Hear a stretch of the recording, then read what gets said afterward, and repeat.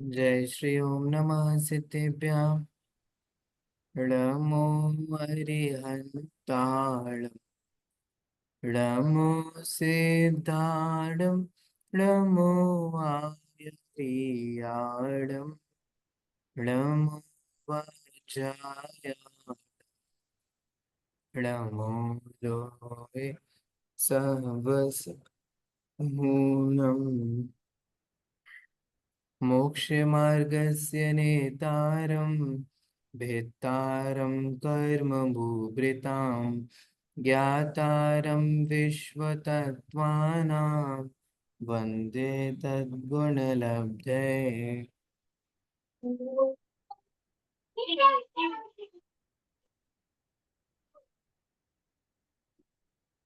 Sir present में जैसी तपस्याएं चल रही है उनका आप हम्म एग्जांपल ले सकते हैं सर।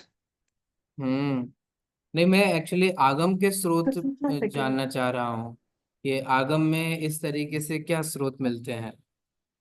क्या आगम में या बाद के आचार्यों ने कहीं पर इस तरीके दो तरीके के साधु के भेद किए, क्योंकि दिगंबर परंपरा में ये बहुत अच्छी पर्याप्त मात्रा में चर्चा है। एक द्रव्यलिंग होता है, एक भावलिंग होता हम्म। है ना। ऐसे ही क्या श्वेतांबर परंपरा में कुछ इस तरीके से है, द्रव्य साधु, भाव साधु, द्रव्य आचार्य, भाव आचार्य। कि द्रव्य आचार्य भाव आचार्य मिल भी रहा है तो भी निक्षेप के प्रकरण में मिल रहा है। तो चार प्रकार के निक्षेप होते हैं ना, नाम स्थापना द्रव्य भाव। तो हम्म। वो उस प्रकरण में मिल रहा है। जबकि इस तरीके से बहुत कथन मिलते हैं कि हे साधु, तुम तो माने बाहर का छोड़ दिया तो छोड़ दिया, लेकिन अंदर से त्याग करो। इस तरीके के बहुत सारे कथन मिलते हैं।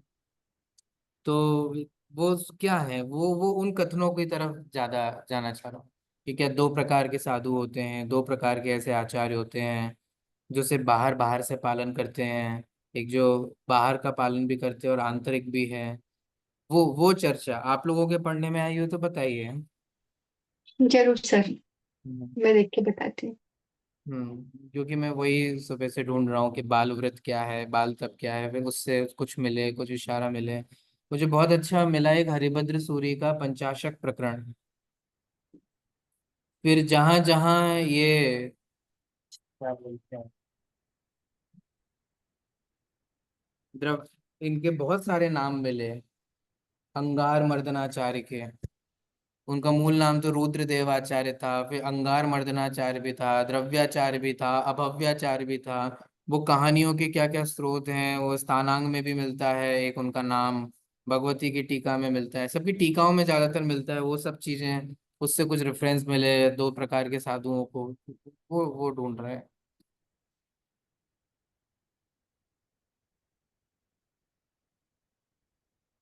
क्योंकि इस सर है तरीके से। श्वेतांबर के भी द्रव्यलिंग भावलिंग का मैंने पढ़ा तो था पहले सर। मैं देख के बताती हूँ आपको।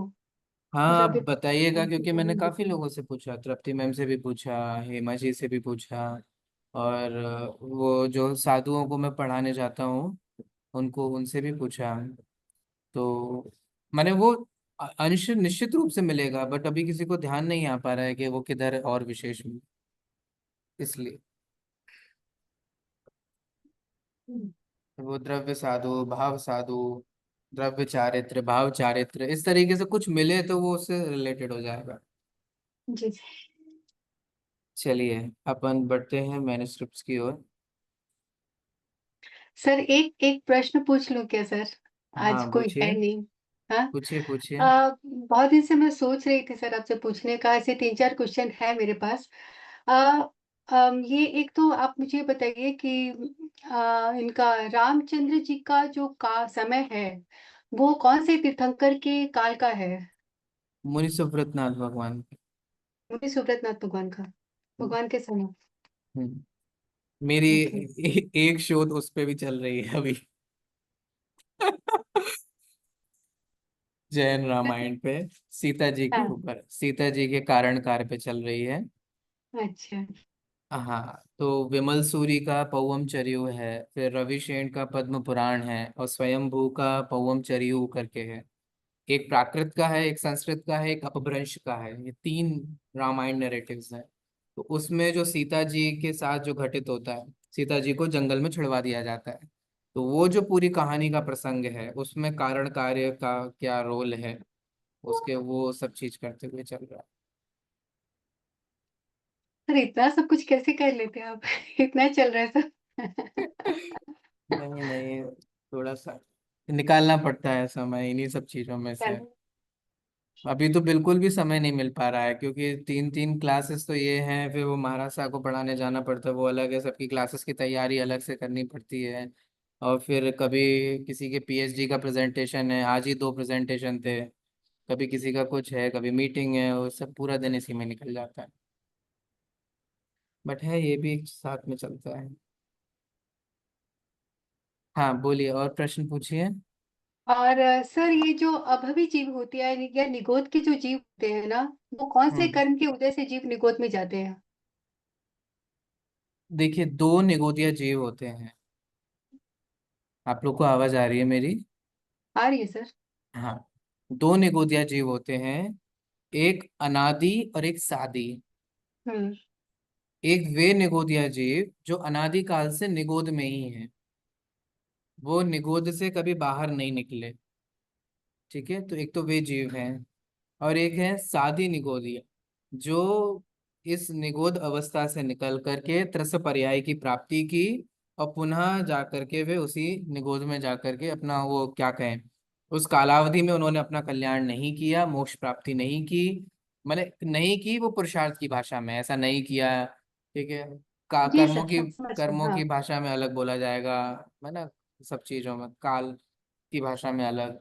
तो वो जो नहीं किए जाते वो, अब किस कर्म के उदय से जाते हैं, तो सब अलग अलग कर्म का उदय होता है। कोई जीव, अगर आप आयु अपेक्षा बात करें, तो हम्म। तिर्यंच आयु का उदय होना चाहिए। ठीक है, उसमें अगर निगोदिया की बात करें, तो नाम कर्म में त्रस नाम कर्म, स्थावर नाम कर्म का उदय है, उसमें स्थावर नाम कर्म का उदय होना चाहिए। फिर उसके और भेद हैं, साधारण, प्रत्येक, है ना, तो इस तरीके से वो साधारण में है, तो साधारण के रूप से जाएगा, तो उस तरीके से वो नाम कर्म का वहां पर। फिर नीच गोत्र का, वो सब वैसे सब सब उसी अनुसार बनता है, उसकी आयु, उसका नाम, उसका गोत्र, वो सब उस अनुसार ही बनता है। तो बेसिकली ये जीव के परिणामों के निमित्त से ही कर्मों का उस प्रकार से कर्मों का आश्रव और बंध होता है। मतलब इतने जघन्यतम परिणाम होते होंगे कि वो निगोद का बंद करता है बिल्कुल बिल्कुल। कुछ ऐसे परिणाम भी होते होंगे जहाँ जीव ये सोचते हैं, हम एक साथ मरें, हम एक साथ जिएं, हम परिवार हैं, हम साथ साथ हैं, हम साथ साथ जिएंगे, है ना, हम साथ ही अच्छा। मरेंगे। ये भी तो वही परिणाम है।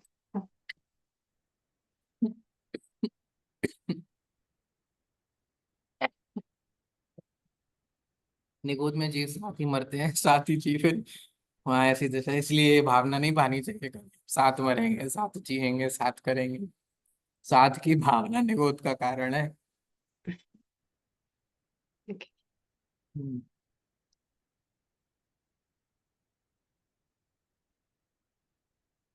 और बोलिए। और एक सर और है कि पांच ही ज्ञान, पांच ही होते हैं या इससे अतिरिक्त कोई ज्ञान और भी है, होता होगा या हो सकता है? कैसा ज्ञान? इसके अतिरिक्त वो कैसा ज्ञान है? मतलब जैसे ज्ञान पांच बताए गए हैं ना हमारे आगमों में या हमारे धर्म में, हम्म। तो क्या इसके अतिरिक्त और भी कोई ज्ञान हो सकता है? नहीं, वो तो कैसा एक होगा? भाषा, एक शब्द आता है सर, जैसे केवली गम्य, जिसका पता नहीं है उसको केवली गम्य कर दो। हम्म। तो केवली गम्य कर दो इसका मतलब क्या हुआ? केवल ज्ञान गम्य, कि यह जो विषय है ये केवल ज्ञान का विषय है, मति शुद्ध का नहीं है। ये केवली गम्य हो गया, केवल ज्ञान गम्य हो गया, कि इस विषय को केवल ज्ञानी ही जान सकते हैं सूक्ष्मता से, क्योंकि हम हर कुछ नहीं जान सकते। हमारे पास जो ज्ञान है, उस ज्ञान की मर्यादा है, सीमित है, लिमिटेशन है।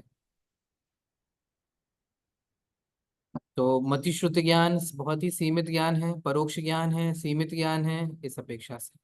परंतु केवल ज्ञान ना सीमित है ना परोक्ष है, इसीलिए उसमें वो जाना जा सकता है। तो आप देखिए तीन लोग का भी जो पूरा वर्णन है वो सब केवल ज्ञान गम्य ही है। किसी मतीजुत ज्ञानी ने बैठ करके थोड़ी ना बताया है। केवल सर। ज्ञानी ने अपने ज्ञान से जाना है, वह बताया है, तो वो केवल ज्ञान गम्य है। ये पूरा तीन लोग 14 राजू प्रमाण है। किसने नापा? हमने थोड़ी ना नापा बैठ करके। और हम एक राजू में असंख्यात योजन होते हैं, हमारा हम्म। असंख्यात तो विषय ही नहीं बनता।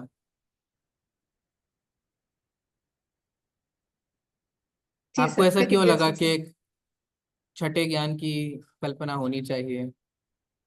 सर ऐसी बहुत सारी बातें ध्यान में आई कि तो कभी सर फिर ये सब ज़्यादा डिस्कशन लंबा हो जाता है, इसीलिए मैं शॉर्ट में आपसे पूछ लेती हूँ। हम्म, सर, ठीक है सर, हम लोग अपना शुरू करते हैं क्लास।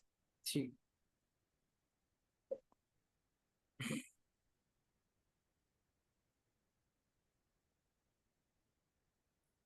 चलिए, ये अपन ने पढ़ लिया था, इसलिए इसको अपन जल्दी से आगे पढ़ करके बढ़ सकते हैं। पांडुलिपि के जो रचना होती है उसमें और कौन कौन से एलिमेंट्स इन्वॉल्व होते हैं ये हमने पहले भी पढ़ लिए हैं। ठीक है। भौतिक सामग्री, तो एक्सटर्नल मटेरियल क्या होने चाहिए बाहर एक पांडुलिपि की रचना के लिए? ग्रंथ रचना में दूसरा महत्वपूर्ण पक्ष है भौतिक सामग्री। पहला कौन सा था? लेखक, राइटर। ठीक है। तो लेखक होना चाहिए, लेखक होना, फिर हमने उस लेखक में समझा था लेखक क्या होता है, लिपिकर्ता क्या होता है। ठीक है, लेखक शब्द का कैसे एवोल्यूशन हुआ और फिर कैसे उसके मीनिंग्स चेंज हुए। ठीक है। दूसरा जो इम्पोर्टेंट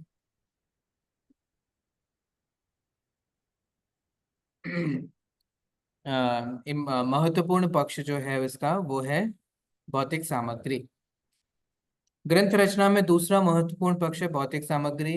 मुनि श्री पुण्य विजय जी ने विक्रम की छठी शताब्दी में रचित राज प्रश्नीय उपांग सूत्र के आधार पर अपने भारतीय जैन श्रमण संस्कृति यानी लेखन कला नामक ग्रंथ में भौतिक सामग्री के अंतर्गत निम्नलिखित वस्तुओं को आवश्यक माना है।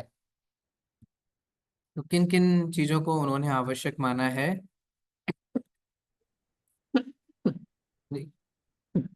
लिप्यासन। ठीक है। जिस आसन पर रख करके लिखा जावे वो कहलाता है लिप्यासन। तो वो कई प्रकार का होता है जिस पर लिखा जाए। ठीक है। तो उस जिस पर लिखा जाता है उसको लिप्यासन कहते हैं। वो ईंट पर भी लिखा जा सकता है, वो शिला पर भी लिखा जा सकता है। तो ताड़ के पत्रों पर, भोज के पत्रों पर, धातुओं के पत्रों पर, चर्म के पत्रों पर, कपड़े पर, कागज पर, जिस किसी पर भी लिखा जा सकता हो वो क्या है? लिप्यासन है। ठीक है। फिर सर है ये तो हो मसी। चुका है सर, हाँ हाँ, ये आप हो इसको चुका छोड़ है। सकते हैं। हाँ। एक बार इसको जल्दी से करते हुए आगे बढ़ जाएंगे। मसी का अर्थ होता है स्याही। ठीक है, तो वो स्याही का होना जरूरी है। लेखनी का अर्थ होता है कि वो स्टाइलस होना चाहिए जिस पर लिखा जा रहा है। कलम होना चाहिए। टाँके से अगर उस पे ताड़ पत्र आदि पे लिखा जाता है तो वो टाँकों से लिखा जाता है। जैसे अलग अलग चीजों से अलग अलग पर लिखा जाता है। डोरा होना चाहिए। कास्ट की पट्टिकाएं होनी चाहिए बेस के लिए। वेस्टर्न होना चाहिए जिसमें बांधा जाता है। ग्रंथि होनी चाहिए। टिकुली या गांठ प्रायः ताड़पत्र आदि की पांडुलिपियों में बीच में छेद कर डोरी पिरोई जाती है। आपने देखा होगा बीच में एक छेद होता है, वो जो पतली सी होती हैं। ठीक है, ताड़पत्र के या वो ताड़पत्र की विशेषकर आप देखेंगे तो उसको बीच में छेद कर सभी पांडुलिपियों को उन डोरी से पिरोया जाता है। इस डोरी के दोनों छोरों पर लकड़ी, हाथी दांत, सीप या नारियल की गोल टिकली में डोरी पिरोकर गांठ दी जाती है। यह गांठ ही टिकली या ग्रंथि कहलाती है। हड़ताल या हड़ताल, पांडुलिपि में हुए गलत लेखन या सावधानी पूर्व लेखन को मिटाने के लिए हड़ताल या हड़ताल का प्रयोग होता है। चलिए, तो ये हमारा हो चुका था। अब हम आगे बढ़ते हैं पांडुलिपि के लिए जो अन्य आवश्यक तत्व हैं, तीसरा वो है लिपि और लिपिकर्ता। हम आपको ये पहले ही समझा करके आ चुके हैं कि लेखक अलग होता है और लिपिकार अलग होता है। ठीक है, दोनों में जो भेद है वो अब आप लोगों को क्लियर हुआ होगा। कई बार लेखक और लिपिकर्ता एक भी होते हैं और कभी कभी अलग अलग भी होते हैं। ठीक है, दोनों सिनेरियोज आपको समझाए थे क्लास में, ध्यान है? देखिए, लिपि और लिपिकर्ता,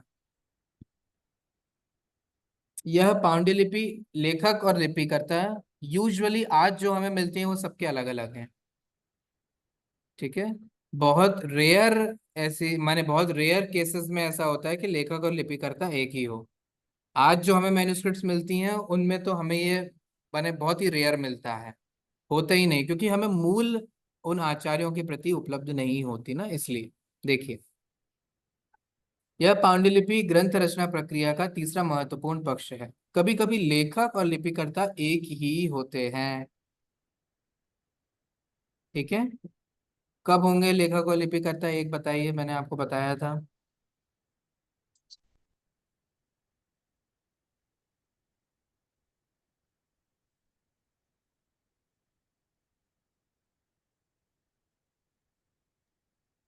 creator and follower. क्रिएटर और फॉलोअर, लेखक और लिपिकर्ता कब एक होगा?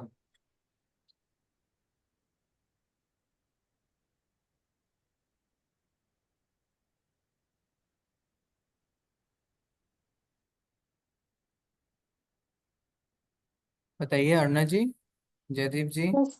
महाराज साहब, बताओ पूजा, तुमने लिखा था ना?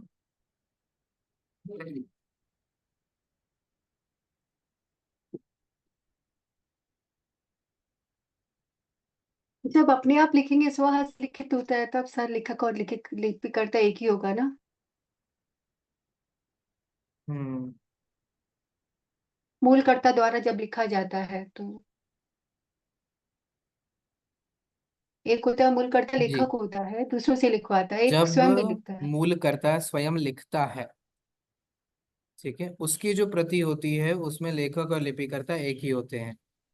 ठीक है, तो कभी कभी तो हमें लेखक और लिपिकर्ता दोनों एक ही मिलेंगे, तब उस सिनेरियो में लिपिकर्ता या लिपिकार एवं लेखक पर्यायवाची माने जाते हैं।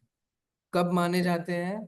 जब लिखने वाला माने जो ओरिजिनल राइटर है वो और जो लिख रहा है वो दोनों एक ही हो। ठीक है, जैसे मान लो उमा स्वाति आचार्य का खुद का लिखा हुआ तत्वार्थ सूत्र, तो उसमें वो क्या होंगे? वो खुद ही लेखक है और खुद ही जी। लिपिकार है। ठीक है, लेकिन उनके तत्वार्थ सूत्र को देख करके तुमने जो कॉपी करी तो तुम लेखक नहीं रहे, फिर तुम लिपिकार हुए।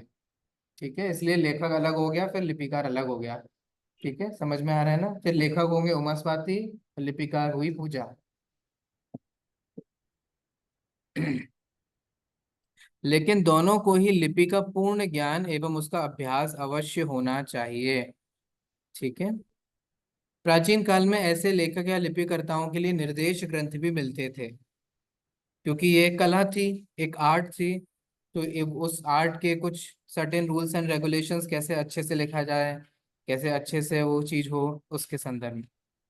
जैसे लेख पंचाशिका, क्षेमेंद्र व्यास दास कृत लोक प्रकाश, वत्सराज सुत हरिदास कृत लेखक मुक्तामणि, एवं सन 1418 माने 15th सेंचुरी में रचित महाकवि विद्यापति कृत लिखनावली, ऐसे ही निर्देश ग्रंथ हैं। ये क्या है? ये कुछ ग्रंथ हैं जो इस बारे में मिलते हैं कि लेखकों को कैसा होना चाहिए, लिपिकर्ताओं को कैसा होना चाहिए, उनको क्या क्या ध्यान रखना चाहिए, इत्यादि इत्यादि।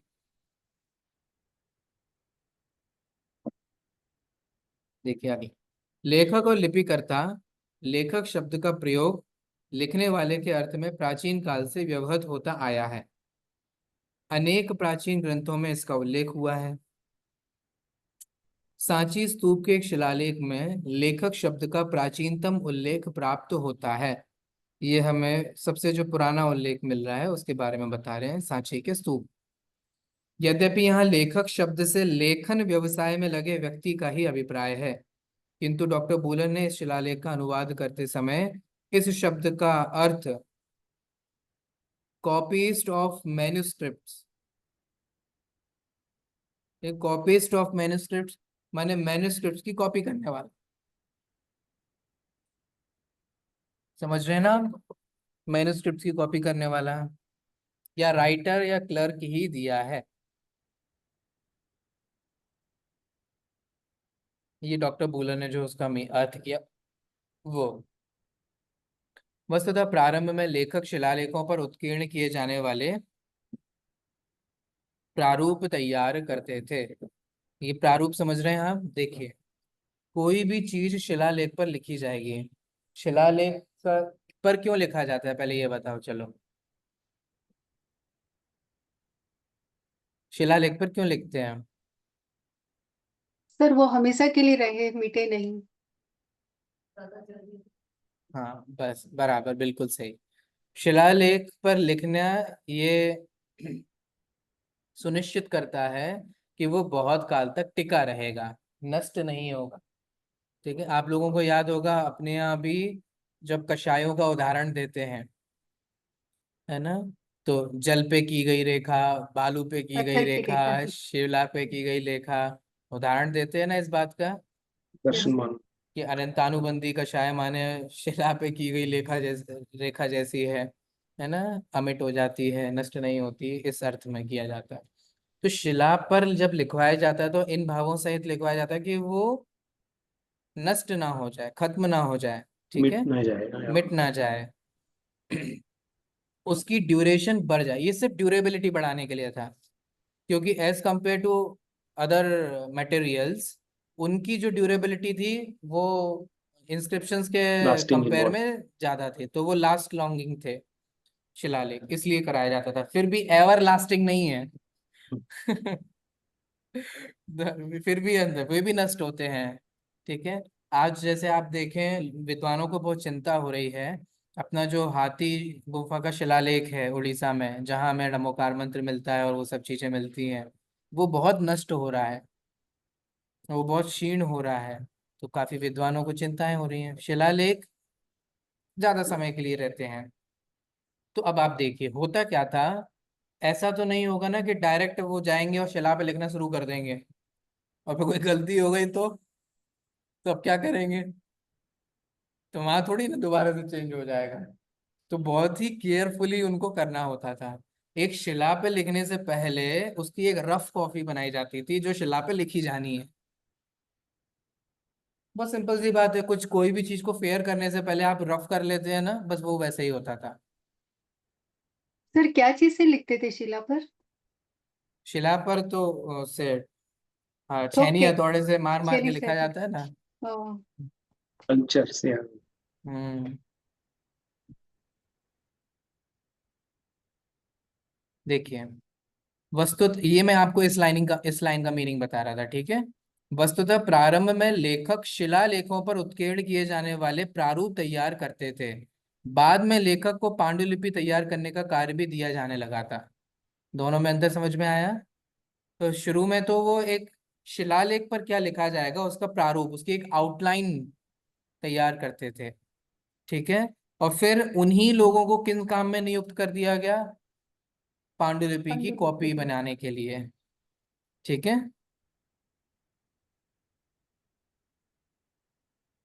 लेखन व्यवसाय में अधिकांशतः ब्राह्मण या कायस्थ वर्ग ही संलग्न रहता था।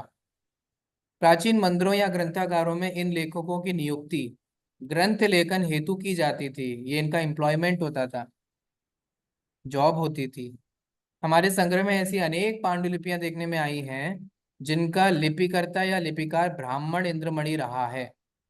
मैंने कई आपको बहुत सारे लोगों में ऐसा नहीं है जैन आगमों की जो कॉपीज बनाई है वो किसी जैन ही ने बनाई है। ठीक है, बहुत सारे ब्राह्मण लोगों ने इस तरीके से हमारी कॉपीज बनाई हैं। विक्रम संवत 1855 के आसपास की श्री राम परत्व ग्रंथ की टीका ब्रह्मदास कृत रामोप रामोप राम उपासना आदि ग्रंथ के लिपिकर्ता ब्राह्मण इंद्रमणि ही रहे हैं। सर इंद्रमणि क्यों कहा गया यहाँ पे? उनका नाम है। अच्छा, वो एक व्यक्ति है उनका ना? हाँ ओके। हाँ। मैं सोच रही थी पूरे ब्राह्मण संप्रदाय को दिया जाता होगा ये लिखने का। नहीं नहीं। भारतीय परंपरा में इस शब्द माने लेखक शब्द का प्रयोग चौथी शती ईसा पूर्व से मिलता है, माने 4th सेंचुरी BC। ठीक है।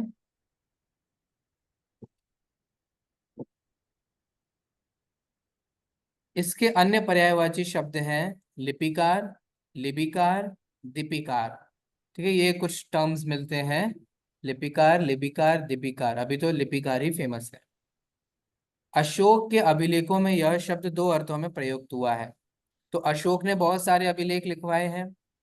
ठीक है, प्राकृत में भी लिखवाए हैं, संस्कृत में भी लिखवाए हैं। तो अब अशोक के शिलालेख प्राकृत में भी मिलते हैं, तो वो बहुत इंपॉर्टेंट हैं। उससे हमें प्राकृत की भी इंपॉर्टेंस समझ में आती है ना। क्योंकि ये शिलालेख किसके लिए लिखवाए जाते थे? लोगों के लिए लिखवाए जाते थे। ठीक है। अब लोगों के लिए जो लिखवाए जाते थे तो कैसी भाषा में लिखवाए जाएंगे? जनभाषा। जो लोगों की भाषा होगी, लोकल लैंग्वेज। ताकि वो समझ पाए, पढ़ पाए। तो इसका मतलब उस समय प्राकृत भाषा की जो इम्पोर्टेंस थी वो भी हमें समझ में आते हैं। अब प्राकृत के भी कई वेरिएशंस होते हैं, आप जानते हैं। ठीक है। तो वो शौरसेनी प्राकृत भी होती है, वो मागधी भी होती है, वो अर्धमागधी भी। तो ऐसे हमें कुछ शौरसेनी के भी मिलते हैं, कुछ हाँ अर्धमागधी जी। के भी मिलते हैं। तो ये सब मिलता है हमें, है ना।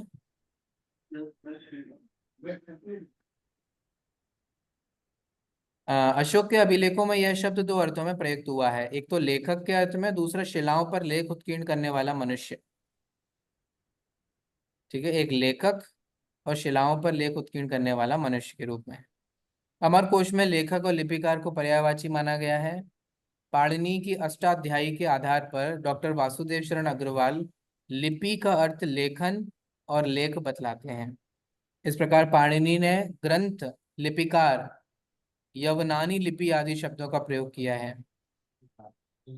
ठीक है। India is known to Panini में डॉक्टर अग्रवाल विश्वास पूर्वक कहते हैं, thus it is certain that लिपि in the time of Panini meant writing and script। ठीक है। पाणिनि के समय में लिपि का मतलब था लेखक से और लिपिकार से।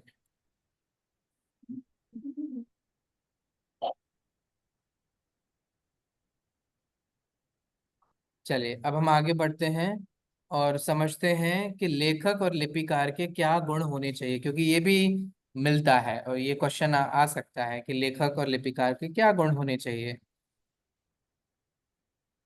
तो भारतीय प्राचीन पुराणों में लेखक के गुणों पर विस्तार से प्रकाश डाला गया है। मत्स्य पुराण के अध्याय 189 में कहा है, सर्वदेशाक्षराभिज्ञ सर्वशास्त्र विशारदः लेखकः कथितो राज्ञ सर्वाधिकरणेषु वै। इसी तरीके से गरुड़ पुराण में भी मिलता है, मेधावी वाक्पटु प्राज्ञ सत्यवादी जितेंद्रिय सर्वशास्त्र समालोकी ये साधु सा लेखक। उपर्युक्त श्लोकों में लेखक के दो महत्वपूर्ण गुणों का उल्लेख किया गया है। सर्वदेश देशाक्षराभिज्ञा, सर्व देश अक्षर का ज्ञाता, माने हाँ, समस्त देश। हाँ, समस्त देशों के अक्षरों का ज्ञान जिसको हो। सर्व देश अक्षर अभिज्ञ। ठीक है, उसका जानकार हो। किसका? सभी जगह जो प्रयोग चलते हैं उन अक्षरों का जो जानकार हो। साथ ही सर्वशास्त्र समालोकी, समस्त शास्त्रों में उसकी गति होनी चाहिए, समस्त शास्त्रों का वो उसको थोड़ा ज्ञान होना चाहिए। क्योंकि अगर आपको शास्त्र ज्ञान नहीं होगा अक्षर ज्ञान नहीं होगा तो लेखक कैसे बन पाए। ठीक है, तो लेखक बनने के लिए आपको शास्त्र ज्ञान होना चाहिए। जैन दर्शन का लेखक बनने के लिए क्या होना चाहिए। अक्षर ज्ञान, लैंग्वेज। शास्त्र ज्ञान होना चाहिए। लैंग्वेज तो आ ही जाती है। ठीक है, आप जिस लैंग्वेज में लिखो आपको उस लैंग्वेज के बारे में पता होना चाहिए। ठीक है, या आप चाहे हिंदी में लिखो, इंग्लिश में लिखो, कन्नड़ा में लिखो। ठीक है, लेकिन यहाँ क्या कह रहे हैं, भाषा भी आनी चाहिए, अक्षर भी आने चाहिए, लेकिन आप जिसको लिख रहे हो उसके शास्त्रों का ज्ञान भी होना चाहिए। ठीक है, आगे देखिए। एक पांडुलिपि वैज्ञानिक में ये गुण किसी न किसी मात्रा में होने ही चाहिए।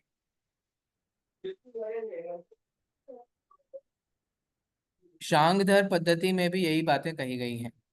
पत्र कौमुदी के अनुसार, ये सब ग्रंथ ग्रंथ के नाम हैं, जहां एक और एक राज लेखक में अनेक गुण होने चाहिए, वहीं उसका ब्राह्मण होना भी आवश्यक बताया है, कि वो ब्राह्मण होना चाहिए। उस समय ऐसा भी बोला गया है।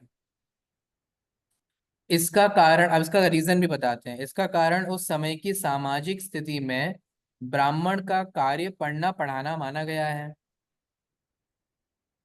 ठीक है, क्योंकि अपनी जो सोशल लाइफ थी वो चार वर्णों में डिवाइड थी। कौन कौन से हैं चार वर्ण। ब्राह्मण, क्षत्रिय, वैश्य, शूद्र। हम्म, और इनके डिविजन्स के आधार क्या थे। उनके कार्य। इनके काम। तो जो जिस काम को कर रहा है उसको उस कार्य के अनुसार उसका वर्ण कहा गया। तो जिसका कार्य पढ़ना पढ़ाना माने ज्ञान ध्यान की क्रियाओं में लगे रहना, वे ब्राह्मण कहलाए। ठीक है, जिसके व्यापार आदि क्रियाओं में लगे रहना है वो वैश्य कहलाए। जिनका काम रक्षा करना था वे क्षत्रिय कहलाए। और जिनका कार्य सर्विस करना था, सेवा करना था, वे शूद्र कहलाए। दूसरों की सेवा करना था। देखिए, तो इस तरीके से वहां जब ब्राह्मण को लेखक कहने की बात कही, वो इस कारण भी कही गई क्योंकि उस समय पे ब्राह्मण जो थे उनका ही काम था पढ़ने पढ़ाने का, इसलिए। कहने का अभिप्राय यह है कि राजलेखक लिपिकार को मंत्र अनिभिज्ञ, राजनीति विशारद, अनेक लिपियों का ज्ञाता, मेधावी, अनेक भाषाओं का जानकार, नीति शास्त्र विशारद, संधि विग्रह के भेद को जानने वाला, माने उसको ये सब, माने एक इंटेलेक्चुअल पर्सन होना चाहिए, जैसे दुनियादारी के बारे में पता हो, राजनीति के बारे में पता हो, धर्म के बारे में पता हो, है ना, राजकाज में दक्ष हो, राजा का हितैषी हो, कार्य कार्य क्या करना चाहिए क्या नहीं करना चाहिए इसकी जानकारी हो, सत्यवादी हो, जितेंद्रिय हो, इंद्रियों के अधीन ना हो। एक तो हमारे भगवान जितेंद्रिय होते हैं, एक तो लेखक को भी जितेंद्रिय होने की बात कही है। ठीक है, दोनों में अंतर है। भगवान पूर्णतः जितेंद्रिय हैं, बट लेखक को जो है वो इंद्रियों पर विजय प्राप्त करने वाला होना चाहिए। क्योंकि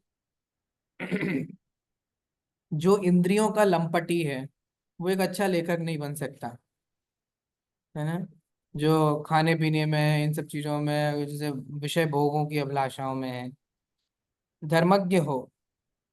ठीक है, राज धर्म का ज्ञाता होना चाहिए। ठीक है, सरकार के नियम कानून आज के जमाने में जो है वो, पुराना जो राजा की जो घोषणाएं थी, राजा का धर्म था, उसके बारे में उसको जानकारी होनी चाहिए। प्राचीन भारत में लेखक का स्थान राजकाज में आदर्शपूर्ण माना जाता था, एक बहुत रिस्पेक्टिव जॉब थी और एक आइडियल जॉब थी। प्राचीन काल में लेखक ही पांडुलिपि लेखक भी होता था, क्योंकि मुद्रण कला के अभाव में लेखक जो कुछ लिखता था वही मैन्युस्क्रिप्ट अर्थात पांडुलिपि कहलाती थी। फिर उस मूल पांडुलिपि की प्रतियां, माने कॉपीज, प्रतियां माने कॉपीज, प्रतिलिपि करवा करके मठ मंदिरों आदि में सुरक्षित रखी जाती थीं। ठीक है, लेखक लिखता था, फिर उसकी और ज्यादा कॉपीज बनवाई जाती थीं और जगह जगह भिजवा करके उनको सुरक्षित रखा जाता था।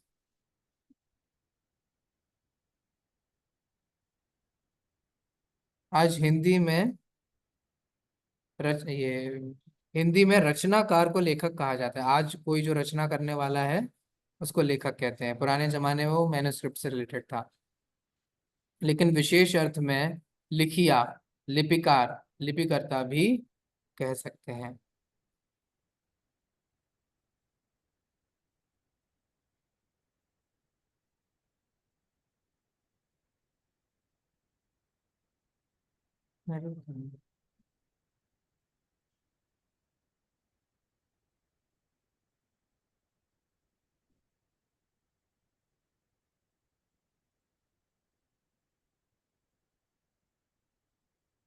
चलिए इतना ही रहने देते हैं, बाकी का।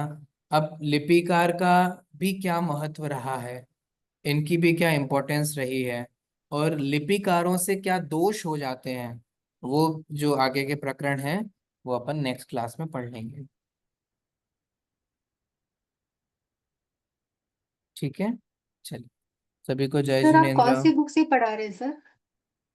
ये आपको जो दिया है ना, ये सामान्य पांडुलिपि विज्ञान, उसी में से। सामान्य विज्ञान।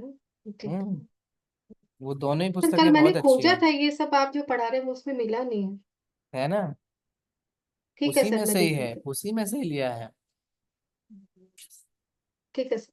आप एक बार देखिएगा, शुरुआत में नहीं हम्म। मिले तो बताइएगा, है ना। जी सर। चलिए, सभी को जय जिनेन्द्र। क्रिटिक उसमें सर, क्रिटिक